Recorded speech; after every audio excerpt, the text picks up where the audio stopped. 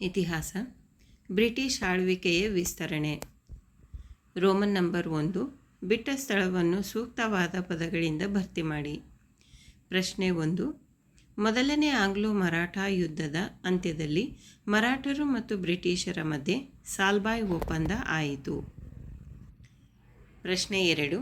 ಸಹಾಯಕ ಸೈನ್ಯ ಪದ್ಧತಿಯನ್ನು ಜಾರಿಗೆ ತಂದವನು ಲಾರ್ಡ್ ವೆಲ್ಲೆಸ್ಲಿ. ಪ್ರಶ್ನೆ 3. ಪಂಜಾಬನ್ನು ಬ್ರಿಟಿಷ್ ಸಾಮ್ರಾಜ್ಯಕ್ಕೆ ಏಕೀಕರಿಸಿದ ಗವರ್ನರ್ ಜನರಲ್ ಡಾಲ್ಹೌಸಿ. ಪ್ರಶ್ನೆ 4. ದತ್ತು ಮಕ್ಕಳಿಗೆ ಹಕ್ಕಿಲ್ಲ ಎಂಬ ನೀತಿಯನ್ನು ಜಾರಿಗೆ ತಂದವನು ಡಾಲ್ಹೌಸಿ. Roman number 2. ಕೆಳಗಿನ ಪ್ರಶ್ನೆಗಳಿಗೆ ಉತ್ತರಿಸಿ. ಪ್ರಶ್ನೆ 1. Roman number 2. ಕೆಳಗಿನ ಪ್ರಶ್ನೆಗಳಿಗೆ ಉತ್ತರಿಸಿ. ಪ್ರಶ್ನೆ ಸಂಖ್ಯೆ 1. ಮೊದಲನೇ ಆಂಗ್ಲೋ ಮರಾಠಾ ಯುದ್ಧಕ್ಕೆ ಕಾರಣಗಳನ್ನು ವಿವರಿಸಿ. ಉತ್ತರ. 1. ಮರಾಠರ ಬಲಿಷ್ಠ ಪೇಶ್ವೆ ಮಾಧವರಾವ್ ತೀರಿಕೊಂಡನು. 2. ನಾರಾಯಣರಾಯನನ್ನು ಚಿಕ್ಕಪ್ಪ ರಾಘೋಬಾ ಕೊಲೆ ಮಾಡಿದನು. 3. ನಾರಾಯಣರಾಯನ ಮಗ ಮಾಧವರಾಯನನ್ನು ಪೇಶ್ವೆಯನ್ನಾಗಿ ಮಾಡಿದನು. 4. ಸಿಟ್ಟುಗೊಂಡ ರಾಘೋಬನು ಬ್ರಿಟಿಷರ ಸಹಾಯ ಕೋರಿದನು. 5. ಬ್ರಿಟಿಷರು ಈ ಅವಕಾಶವನ್ನು ಬಳಸಿಕೊಂಡು ಮರಾಠರ ಮೇಲೆ ಯುದ್ಧ ಸಾರಿದರು. ಪ್ರಶ್ನೆ. ಸಹಾಯಕ ಸೈನ್ಯ ಪದ್ಧತಿಯ ನಿಬಂಧನೆಗಳು ಯಾವುವು? ವಿವರಿಸಿ. ಉತ್ತರ. 1. ಭಾರತೀಯ ರಾಜನು ಬ್ರಿಟಿಷರ ಸೈನಿಕ ತುಕಡಿಯನ್ನು ತನ್ನ ರಾಜ್ಯದಲ್ಲಿ ಇಟ್ಟುಕೊಳ್ಳಬೇಕು. 2.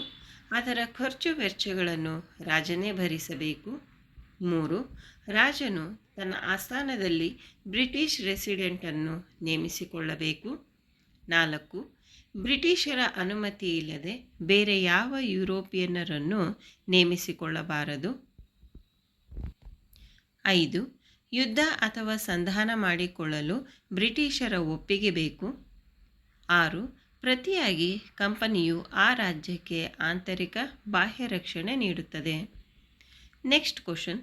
ಮೂರನೇ ಆಂಗ್ಲೋ ಮರಾಠಾ ಯುದ್ಧವನ್ನು ವಿವರಿಸಿ. ಉತ್ತರ. ಮೊದಲನೇದಾಗಿ ಕಾರಣಗಳು. 1.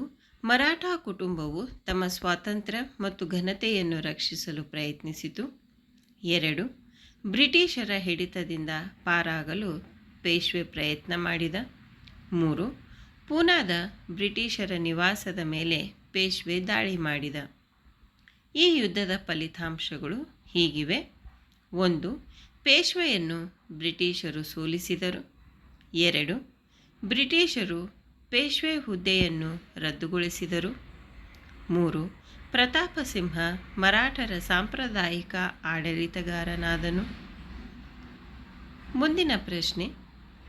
ಬ್ರಿಟಿಷರ ಅಧಿಕಾರ ವಿಸ್ತರಣೆಗೆ ದತ್ತು ಮಕ್ಕಳಿಗೆ ಹಕ್ಕಿಲ್ಲ ಎಂಬ ನೀತಿ ಹೇಗೆ ಸಹಕಾರಿಯಾಯಿತು? ಉತ್ತರ. 1. ಈ ನೀತಿಯನ್ನು ಡಾಲ್ಹೌಸಿಯು ಜಾರಿಗೆ ತಂದನು. 2. ಇದರಂತೆ ಯಾವುದೇ ದೇಶೀಯ ರಾಜ ಮಕ್ಕಳಿಲ್ಲದೆ ಮೃತನಾದರೆ ಅವನ ದತ್ತು ಮಕ್ಕಳಿಗೆ ಹಕ್ಕಿರಲಿಲ್ಲ. 3. ಅಂತಹ ರಾಜ್ಯಗಳನ್ನು ಬ್ರಿಟಿಷ್ ಸಾಮ್ರಾಜ್ಯದಲ್ಲಿ ವಿಲೀನಗೊಳಿಸಲಾಗುತ್ತಿತ್ತು. 4.